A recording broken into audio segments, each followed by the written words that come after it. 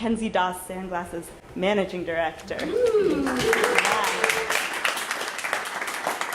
Thank you, Mackenzie. And I'm Shoshana Bass. I'm the director of the festival and artistic director of Sandglass Theater. And I'm super, super excited to hear what these amazing artists here have to say today. And we'll be joined for all three panels by our amazing youth facilitator, Alex Aether. Alex is a student at the New England Youth Theater, at least that's how we know Alex. Of course, you have many other identities. And so this is really an exciting collaboration for us as well to have you here. As all of you know, there's an entire festival going on, so there are another weekend of performances ahead of us. Welcome, Cadence. There'll be a big gala for a fundraiser for Sandglass and honoring the festival and its continuation on Thursday, and then we'll launch into an entire weekend of performances and 2 more panels right here at 118 Elliott. So thank you for having us, Lissa and John. We're really excited to be in this space. It takes a community to put on a puppet festival, so you all are part of it, you all online are part of it by extension, so thank you for being here. I don't want to talk too much longer here, apart from thanking HowlRound, thanking Fact TV for helping us make this live stream possible, thanking our live captions for being available to make this as accessible as possible. So that's all I'm going to say for today, and I'm going to turn it over to Alex to introduce our panel. Thank you. Hi, everyone. My name is Alex. I'm 15 years old, and I am a student at the New England Youth Theater, where I have been for almost 10 years now. I perform in many different ways, but I'm so excited to be here today to show off these amazing panelists. Vera Longtoe Sheehan, Alice Gottschalk, and Xavier Bobés. So I will tell you that you have a mic for you to introduce yourself and explain your part in the festival. Okay, hello, my name is Vera. As Alex has already told you, I wear a lot of different hats in the New England community. Just a few of them are as a scholar and educator, an activist, and also as an artist and curator. And I'm a citizen of the Elnu Abenaki tribe. I'm fortunate enough to serve the community as the executive director of the Vermont Abenaki Artists Association, where I work with cultural objects and artwork all the time, either through curating museum exhibits or promoting it and educating the public about it. So that's a nice start, I think. Thank you. I'll pass the invisible mic. Thank you. I'm Alice Gottschalk from Germany, and I performed yesterday. I'm a puppeteer, I'm a teacher, I'm a puppet builder, I'm a director.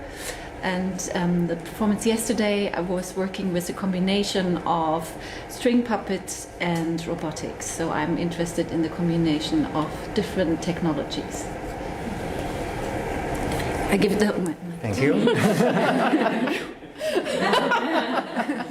Hello, I am Xavier Bobés.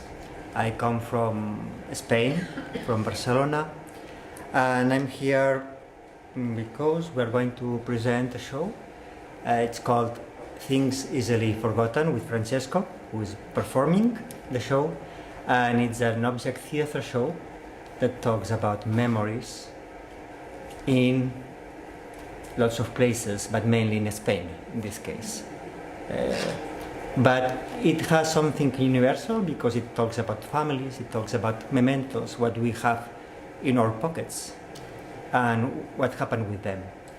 I've been also having a beautiful workshop with people from here. I'm really happy and really appreciated this opportunity to share with the community here. This experience has been really beautiful. Thank you so much. All right.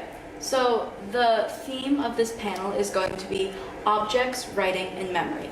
So we have about 3 questions, all surrounding that for our artists to elaborate on and answer. And then we're going to open the floor up for some questions from the audience. So if you have any questions brewing, just write them down mentally, or if you brought paper. So our first question. And most of them are in 2 parts, so you can do that as you will. How do you relate to the objects you work with? And do you feel there is a memory inherent in those objects? Xavi, would you like to start? Well, I can help. I keep on my life collecting objects that I can find in so many places, and lots of things that have come to my life. It's because I wasn't expecting them. So I've been learning lots of stories from the objects, and this is the way I created things easily forgotten. This is the way I also try to share when I am offering some workshops, that things can get you further than what you are expecting. And actually it's a kind of gift, because what you can have in your hands belong to somebody that could teach you so many things without having a direct interaction with this person. But that person inherit that knowledge from somebody else. And what I have there in my hands now is an opportunity to pass it to somebody else. So I'm just following the chain, and I can feel it with the objects. They give you this opportunity to belong to a kind of chain of people that really teach to each other in a way very intuitive. And that's what really amazes me. And I really think with objects, because they go from hand to hand, they keep on moving. And this is what we do with them. We just move them around. But what we do with them is living. And living means taking decisions and changing our mind and committing mistakes, growing up, being sometimes fair and sometimes not. So I think this is what makes me feel so touched for things, because I really think I have an opportunity, but I think also I must be responsible of that inheritance, because it's valuable, because it belongs to everybody somehow. That's beautiful, thank you. Alice?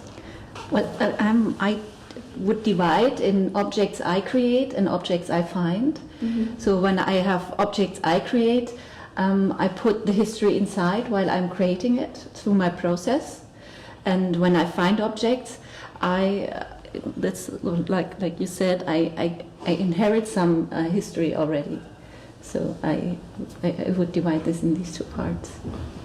And then there's also, if there is a memory inside, I always feel there's an individual memory which I bring, which connects me personally with this object, and then there's a collective memory in the objects, and it differs from every collective you live in. And so again, I see also these 2 when I work with objects. That's beautiful, thank you.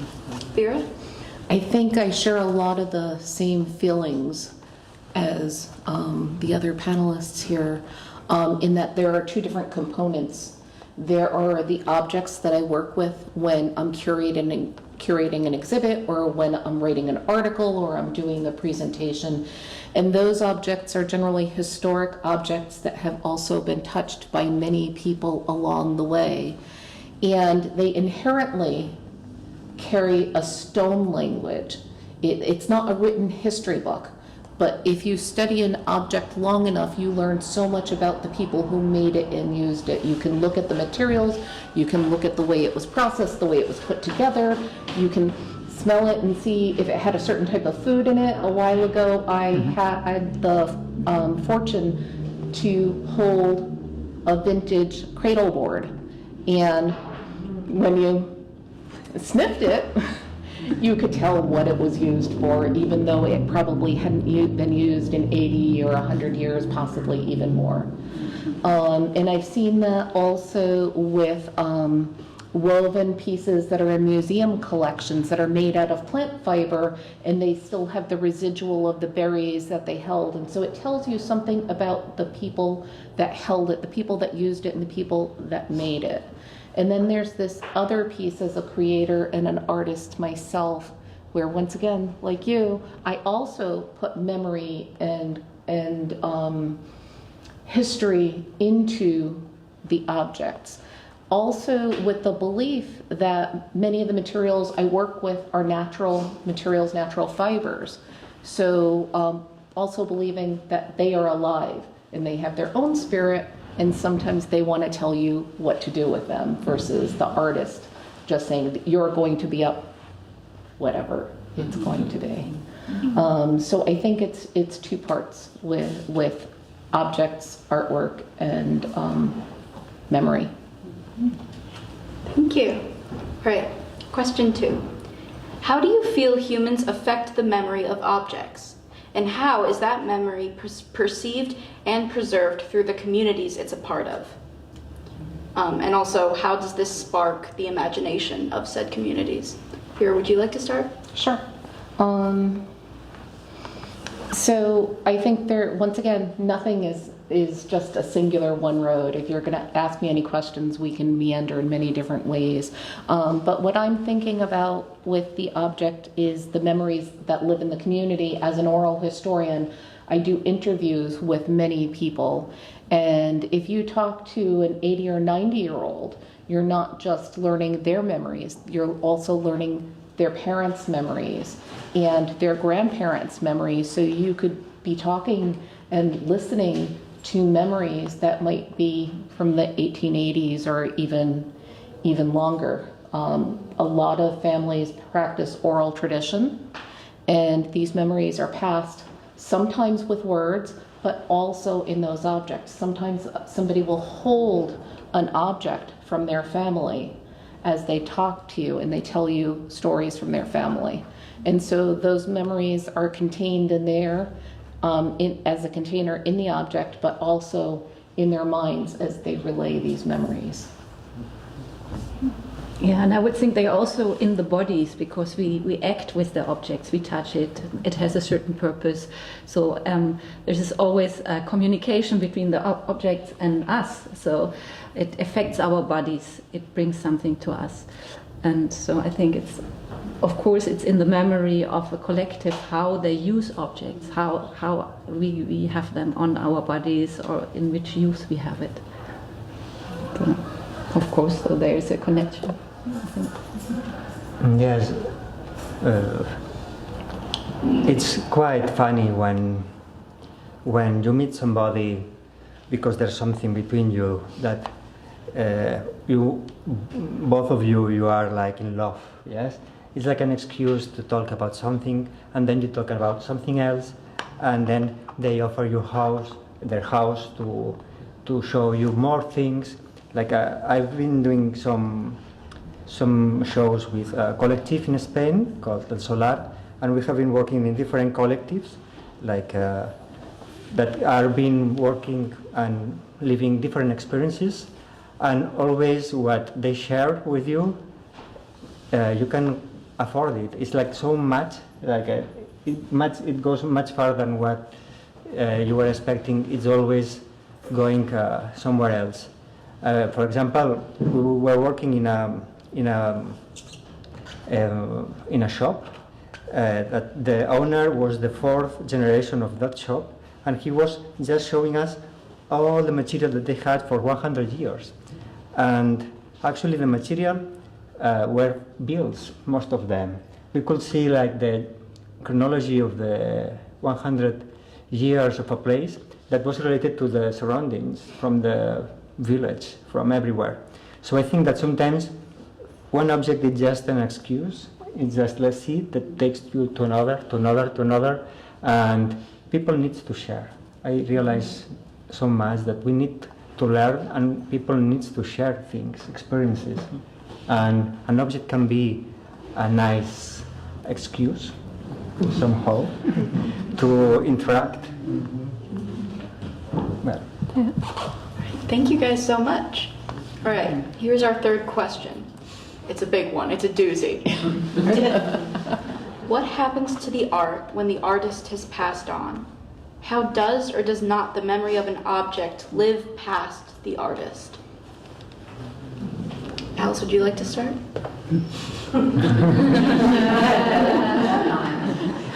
Well, we hope, of course, that it will live on, yes.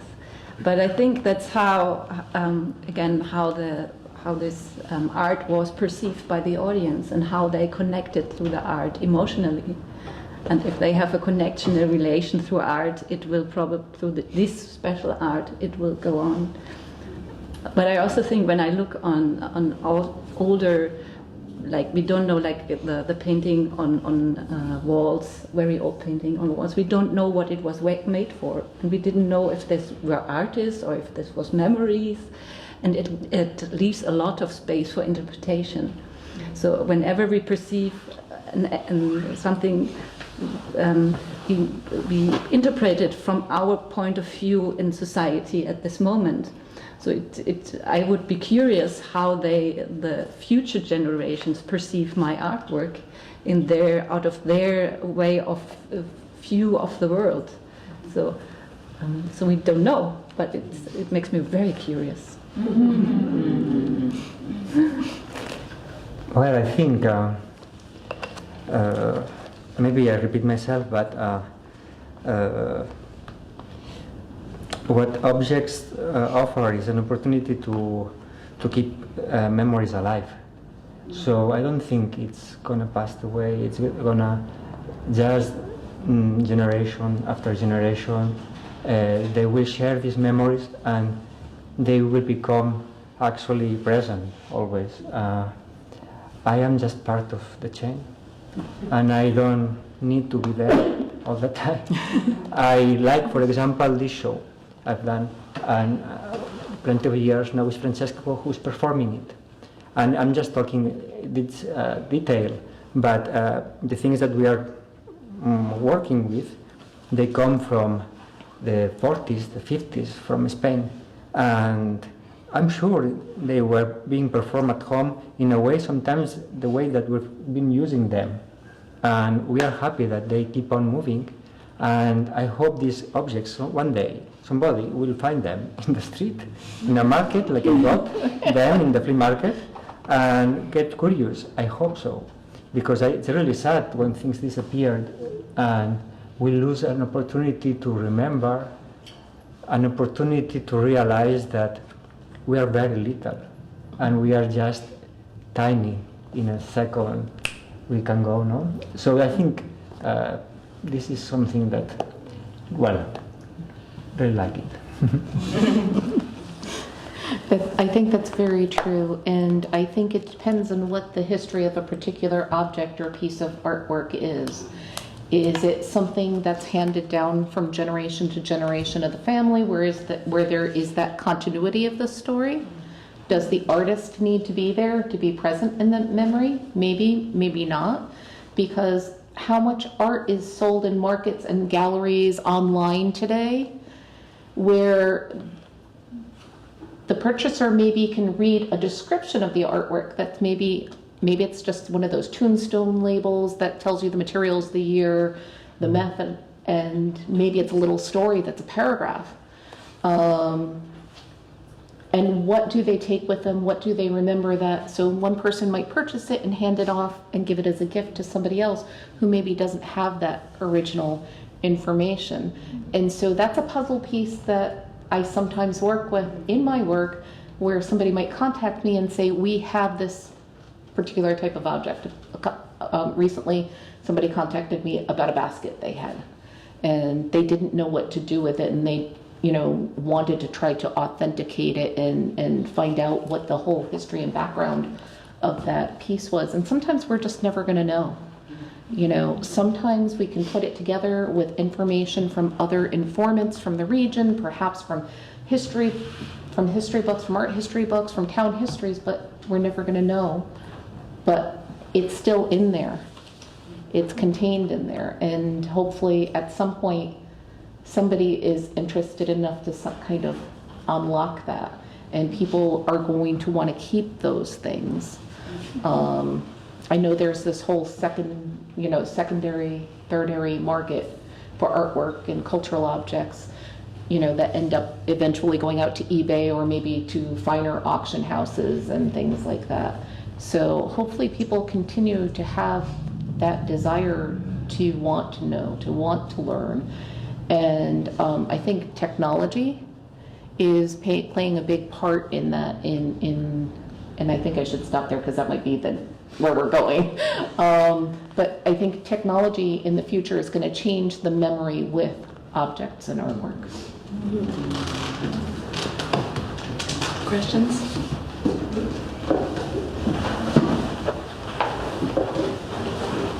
How so? How do you think that technology will change the memory in the artwork? Don't stop. Yeah, keep going. Yes. It's interesting because that's something that our team is looking at and stepping very carefully with. We're working on a digital exhibit right now, and there are so many different questions we're facing, so I can't say that I have the answer of what's going to happen, but I know our team is asking the questions about what is it appropriate to put out versus what's not appropriate to put out, or how much is okay to share, I think is one of the questions that's happening. How much of the creator is okay to put out there, because even if they've passed on, they still have family members. And so there's all this other information. So an artist who is alive may be an open book and tell you anything or everything, like this video. This is going to be here forever, right? The internet isn't going away. So I think that's something we have to really start looking at. I'm sure your performances and your pieces and education is being videotaped and is going to be out there. So I think memory in these physical objects is going to change, because we may not necessarily have the physical objects, but we're going to have all this technology that's going to hold the memory about the objects as long after physical objects may be gone. Yeah, and I think also about it's a two-dimensional memory. And objects, it's always related to our bodies, again. So I think it's very interesting, even if we have this memory, it won't replace, thank you. It won't replace the original object, of course, because it's bound to our bodies.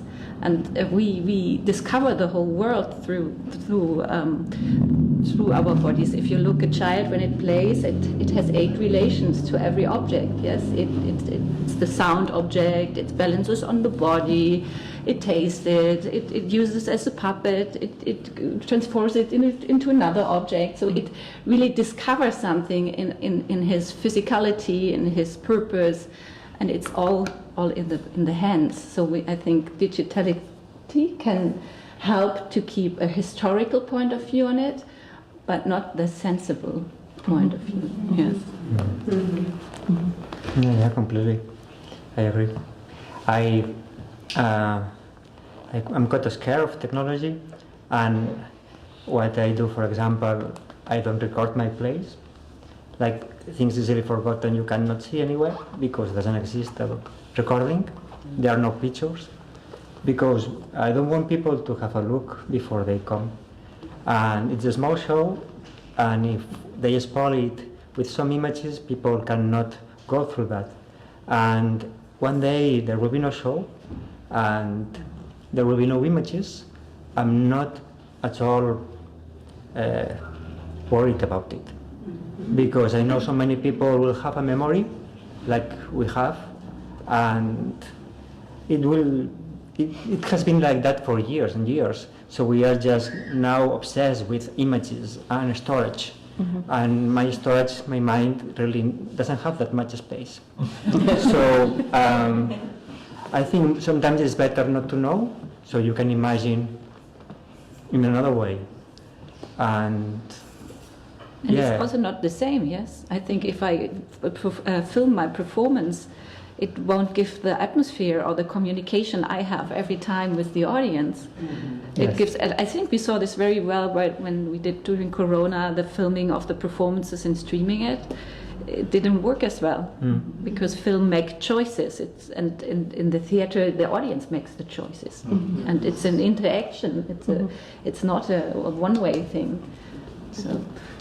And It makes sense. And technology is changing physical objects as well. Some of you may be aware of some of the technology I'm going to talk about, or maybe not. I don't know. But there are websites like Sketchfab where somebody can have their own landing page and you can do 3D scanning of objects and artwork and upload that so on the user end people can take that, twist it, and turn it around. And if somebody has 3D scanned an object, whether the original object continues to live on or not, if it's been 3D scanned, it can be 3D printed.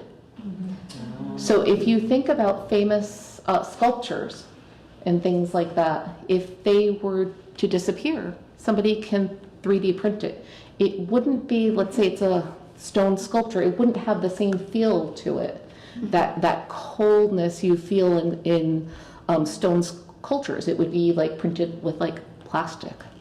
But the physicality of the shape, you would be able to touch it to feel it. So these are really interesting things to think about, and what happens if everybody puts all the eggs in the basket of technology and the technology fails us. We've seen, in my lifetime, I've seen a lot of change. I remember being very small when there were the 8-tracks. Does anybody remember 8-tracks? I was really small with them. Yeah. And then the new thing was the cassette tapes, right? And then we got the floppy disks, and we eventually moved on to CD-ROMs, and now we have those little thumb drives. But also the formats, the file formats have to be updated. If you have a collection of objects that are digitally stored, as in museums, and every so often, that's something they have to do. They have to make infrastructure investments to update these things. So everything's not an 8-track in a museum. So we're going to open it up now for questions from the audience. Oh, goodness me. Perfect.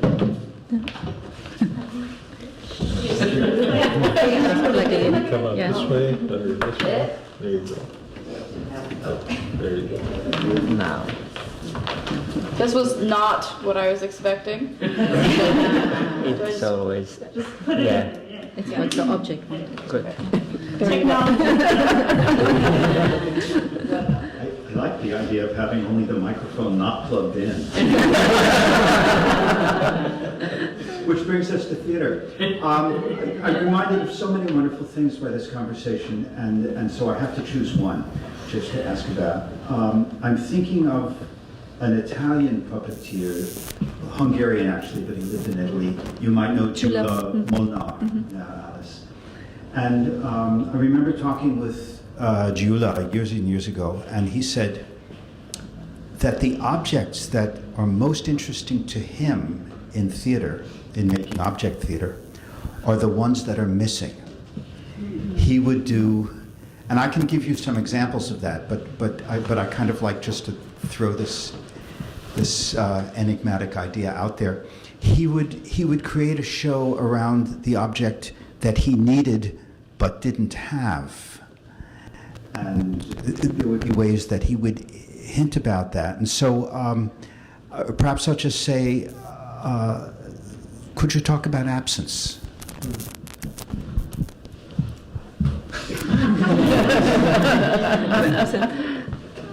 I think absence creates spaces where we can fill in with our experiences, and I think that was Julia worked a lot with the imagination of the audience, of course, and their feelings and their experiences. And so I think that's why it makes often, like puppetry, for example, very emotional, because you see only a fragment of life. Yes, you see a very reduced movement. Yes, you don't see a human fully imitation. You just see an idea of it, and your mind, your personal mind, finish this picture. So there are researches by neurologists, and they say if you have like 10 white points, it's 10 points in a black space on your body sideways, and the human who has it moves in this black space, and the other person outside just sees this 10 points, can read emotions, can see how it is. So our brain is so capable to put our experiences inside our Erfahrung, yes, experience, yes, inside, and make this picture complete. So absence gives us, as spectators, the possibility to engage.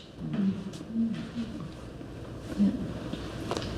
That's really important, because when I was talking about technology, it's absence of experience with the original object, right?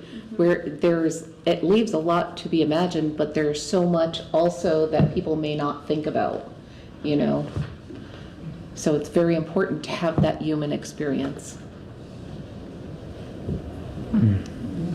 I think really sometimes when you get an object, what it takes you to a place that you will never be. You will never be in that place. So the absence is present in this place. I remember just, for example, one performance that we were in a place that doesn't exist anymore in Barcelona. It's where there is Montjuïc. There is like the mountain with the gardens, and the botanic garden used to be before a place for favelas, full of favelas. But they move everything around. They put the botanic garden, and there's plenty of people that go there and just go around, and they were the people that were living there. And we did a show there talking about them. And what we did, for example, because we didn't have any objects, we couldn't take anything, even there was just one tree in the right place. And what we were doing, we were drawing the houses with water, what they were telling us where they were on the floor. And because we were working with the water and it was summer, we were drawing them, and at the same time we were talking about them. They were disappearing because it was water. And we were going through the park, and we were just giving the absence presence for a second somehow. So I think there's a way to feel like the absence is present because we have this memory from this place, no, somehow. But I don't know, I think it's like a challenge, and also it's a beautiful thing to think that it's poetry. It's object theatre take us much further, and we can take so many ways to talk about things that doesn't need the presence. We can have all that it's around somehow. No. Any other questions?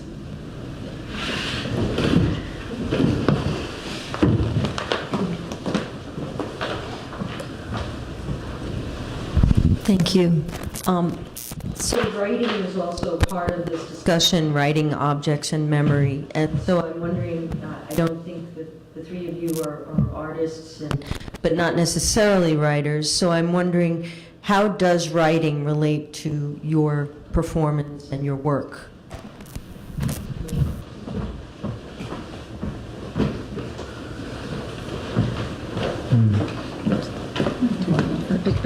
Can do first. Well, of course, it inspires the writing. For me, I produce out of the object or out of the puppet, so this is first, and the writing comes after that. But this always depends on where I'm working on. Yes. So sometimes also a poem, a writing can inspire me a lot, and then I search for something which combines that. But like for the show yesterday, there were first the objects and the puppets, and then the writing came. Yeah, me it's similar working with the objects. They are really actually the material where you jump and you write around. So the paper is really the space, and you are part of it, and the objects take you to the places, and you just keep notes somehow. And I nourish it with lots of reading during the process, because there's been people that it's been writing about what I'm looking for in some way that they can give me lots of clues. But I need the objects to take me to places that are unexpected. But then after, I need also a lot of work that it's been done before. I think for me, my experience with writing is very different, because I do so much that is hands-on and so much connecting to the past and the present at the same time.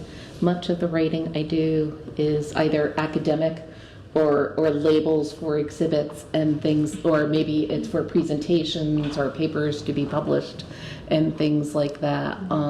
But for me, I think what I love most is before any of that, I love that brainstorming. You know, maybe I'm sitting just inside my own head thinking about things, or with a friend, and just kind of mind mapping and free flow association, you know, just to kind of get everything on paper. And then you can always come back to it, you know, 20 years later, 10 years, because I have so many ideas for these creative projects that I don't have time for right now. So for me, it's about getting it on paper. Sometimes it's just drawing it out. Yeah. Actually, I have a follow-up to that question.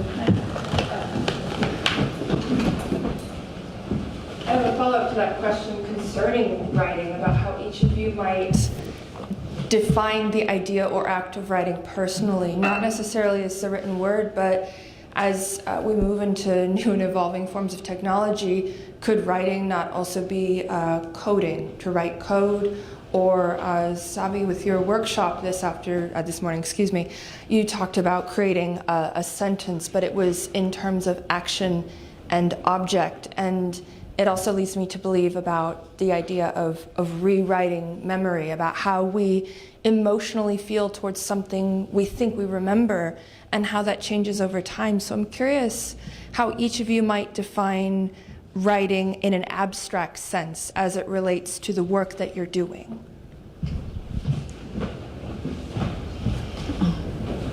So you mean writing as a process to keep something in a memory? Yes.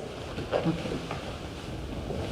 I think related to our work, the way we write is to keep on moving and to keep things busy in a way that remind you where they come from and where you are going on.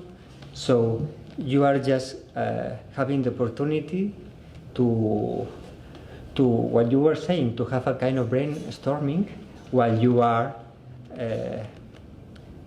reconnecting with what's going on.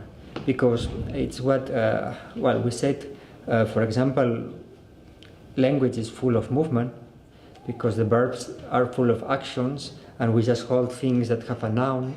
So what we have to do in some way when we are working with objects is just to give the opportunity to them to happen. So we need time. And this is what I always say. I'm working with the time. I am obsessed with it. I need to hold it and to place it in a place. And because I have something between my hands, I can feel it, because I cannot go too quick, because it will vanish. So time helps me to order my ideas, because I have things between my hands and in my body. If I move around a place and I set my things around, this will help me to classify what I am imagining. And then little by little, these things that are all around will become autonomous. I will be there, and I will be trying to remember where they come from, but also I will be listening to them. So for me, it's an opportunity. Listening, it's a kind of memory, because if I don't listen, I forget. And usually it happens in life. You are listening to somebody, but you are not there. So how to keep the tension for that? Like that. We often say listening to the material or the puppet, because they will tell you the story which is with them then. Mm-hmm. And they tell it through movement or through their shape or through their, yeah. Mm-hmm. Yes. When I think about memory, or and if I look at my show, it has a lot of different layers of writing. There's the body movement, like my body memory, which is there, which reminds my movements. And then there's a script which writes all these movements down, and then there's the language, and then there's the sculpture, which also like has the memory inside. I wouldn't, and then of course there's the programming there, like the codes, but I wouldn't define them all as writing. Yeah. When I think of your question, what stood out to me was writing and coding. And not all people would agree with me on what I consider to be writing. So sometimes when I'm writing, it's not with words on paper. Sometimes it might be with my cell phone, because my hands are occupied doing other things, leaving myself notes, as modern technology, but also in weaving. You know, you can weave your ideas and your thoughts into textiles, and it's a type of writing.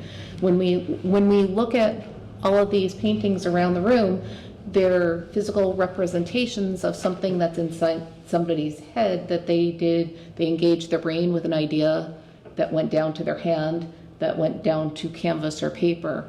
But you can also weave the ideas into something you're doing. And there are a lot of different art forms where people weave their intentions and their ideas, whether it be actual weaving, it could be painting, it could be even with beadwork, where they're encoding those ideas into the artwork. So I think when we think about artwork and writing, it's very broad. It can be very technical writing, it can be very creative writing, or it can be a type of coding maybe other people wouldn't understand. Mm-hmm. Yeah. And is it writing, or is it more the expression? Mm-hmm. Which tool I find to express myself. Mm-hmm. Mm-hmm. Yeah. Is there any writing that has inspired your work or inspired your journey?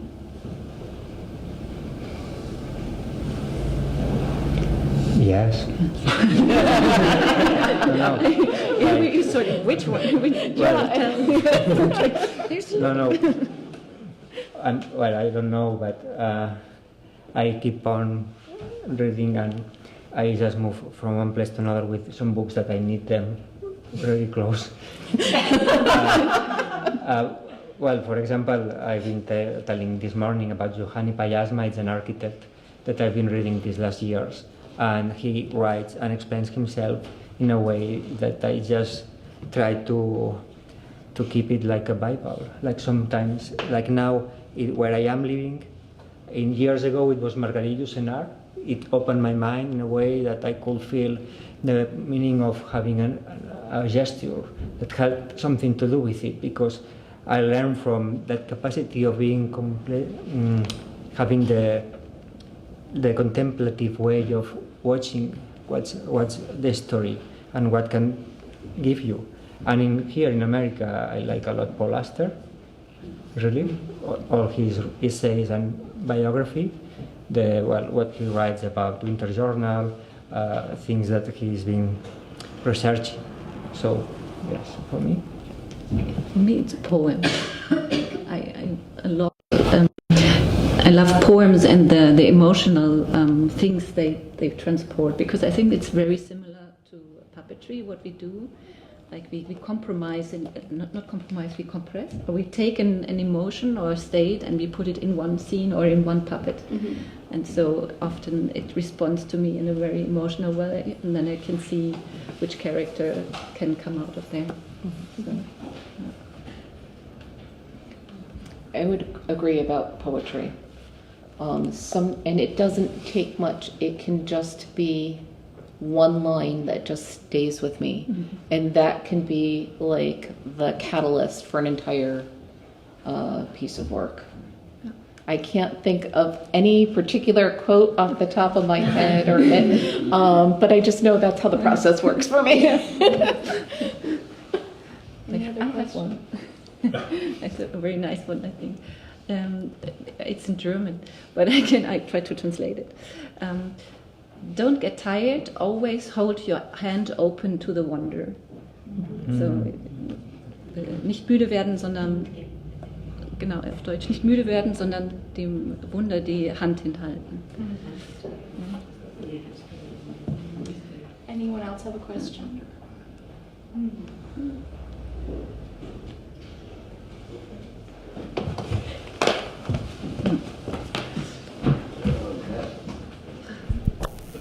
Hello. I don't know if it actually works, but imagination. All right. I see. I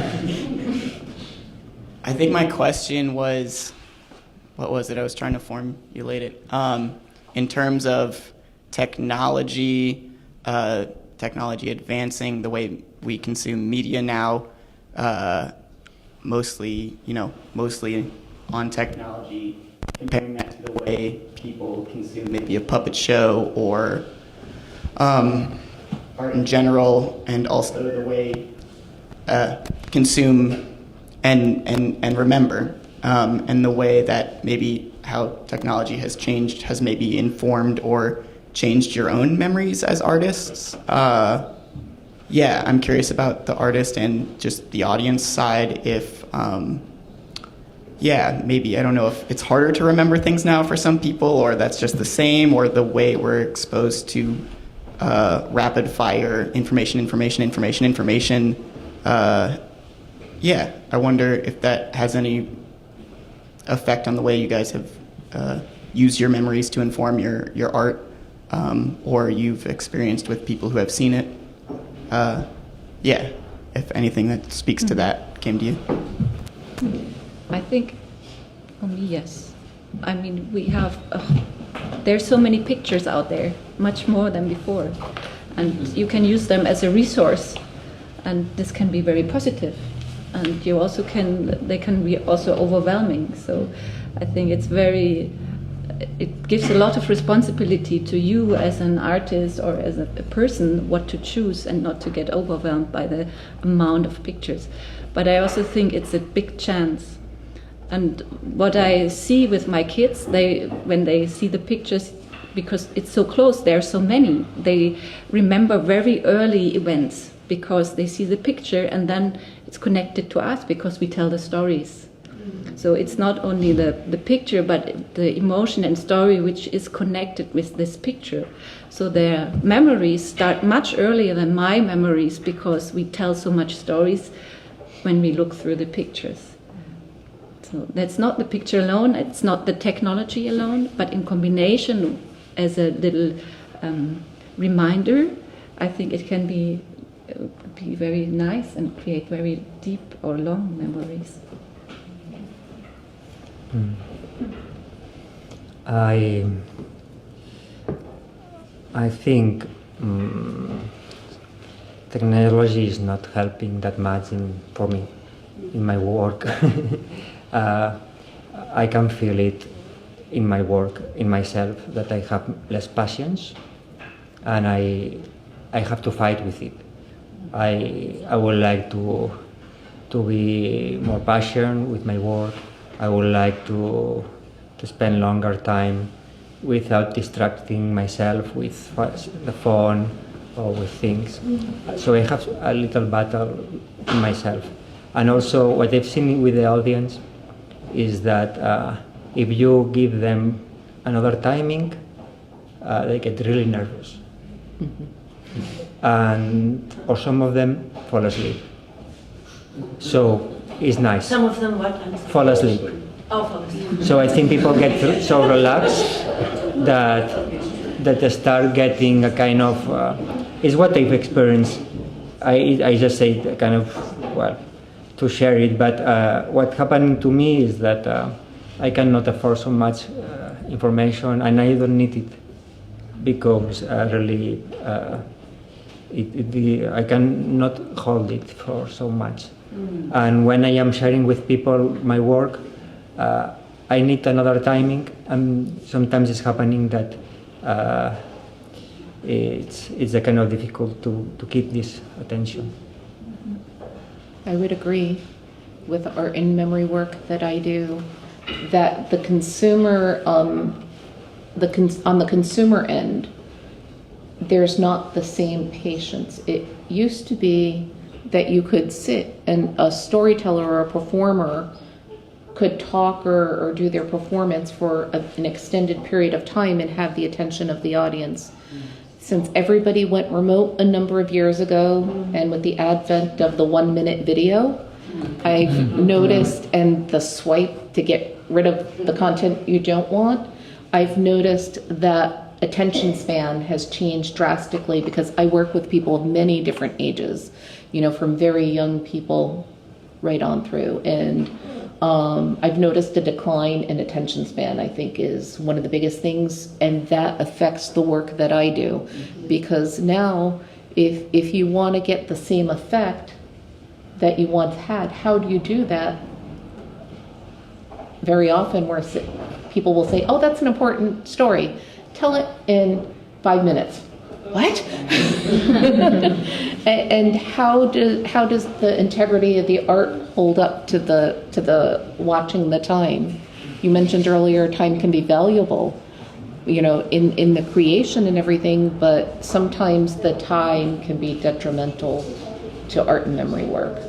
And how do we change that? I think we're doing great. I just want to say thank you to everybody here in the audience because you're all holding in with us. It's riveting. It's really rewarding to see that everybody's holding in with us. No one is filming. Well, also with technology, like my last production wouldn't have happened without all the pictures. There's a community out there in the internet which shares a lot, and I work all this robotic stuff. If they wouldn't have shared, I couldn't learn it so easily. So again, I am a little bit afraid to say this is all bad. It just gives you as a consumer a big responsibility how you act with it. Yes, so it's not to let you get overswept or overwhelmed, but to use it. And it's amazing to see how the people share. So and for free, they just want to share. So it's also a platform for communication and relation and exchange at another level. So we think about the technology. It's almost like a bag of jelly beans. You have your favorite flavor in there, and then there are some you don't like so much. That's what just came. I just got this visual that I had to share. I love technology.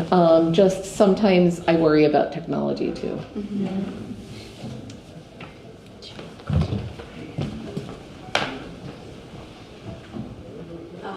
I wanted to ask a question. I think earlier you were talking about listening as part of your writing process to objects. And I'm really interested, I think on one level with technology, objects are becoming beings that have their own memories. I think that's maybe where the future is going. But I'm more curious, with that aside, of how objects have their own memories that are independent of the memories that we give them. It feels like there's been a lot of talk about the memories we put into objects and that they hold those memories. But I'm actually curious in your work, do the objects have agency? Do they have their own memories that you're having to wrestle with? that aren't one of your own creation. And just to prep you guys, we have about 5 more minutes.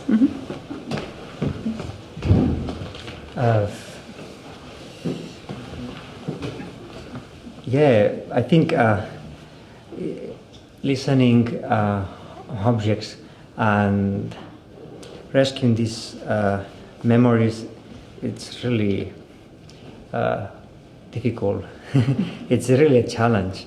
I will not say I got it because I'm not a magician that can. What I can try is to do the work of a interpreter, like if I have a notebook like the one of Heidi, things easily forgotten, that it's full of notes and writing. I just try to understand it, and I just place it in where it belongs to. And then, for example, for this show, what I did is that I invited a lot of people to see the process that could have been experiencing that notebook before, so old people. And so they could bring these memories alive. The notebook arrived where it arrived, so people were telling me, oh, this reminds me, oh, this I could. So finally I was trying to look for answers where I could get them.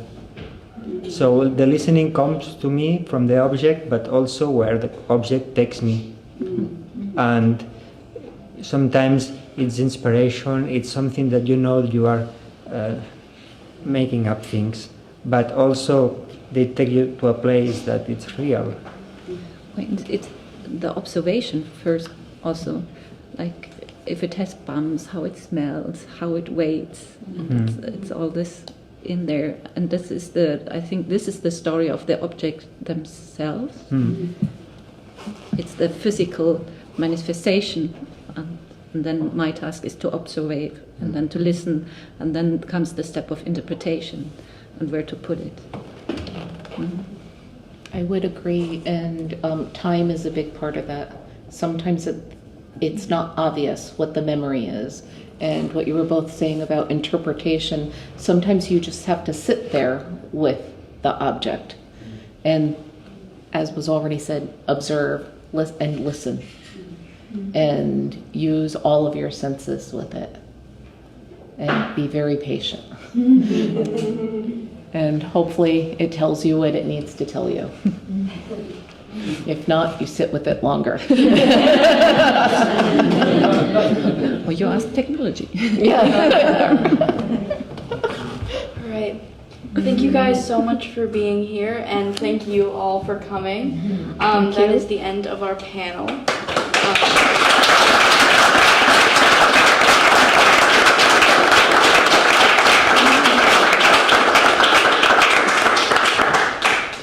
Great, thank you so much, Alex.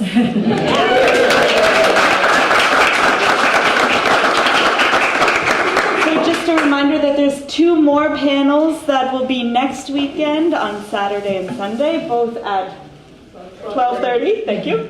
And also will be streamed through HowlRound. This whole festival we're kind of in this panel is the start place, and we're going to keep building, and hopefully these conversations continue throughout, just over dinner, whatever, around the relationship between new evolving technologies and our more organic knowledge or our intuitive knowledge, and how these things relate, and through puppet theater, and also our wonderful community members that are doing work here in our own communities. So thank you all for being here. Thank you, Alex. Thank you. Thank you, everyone out on I hear yourself.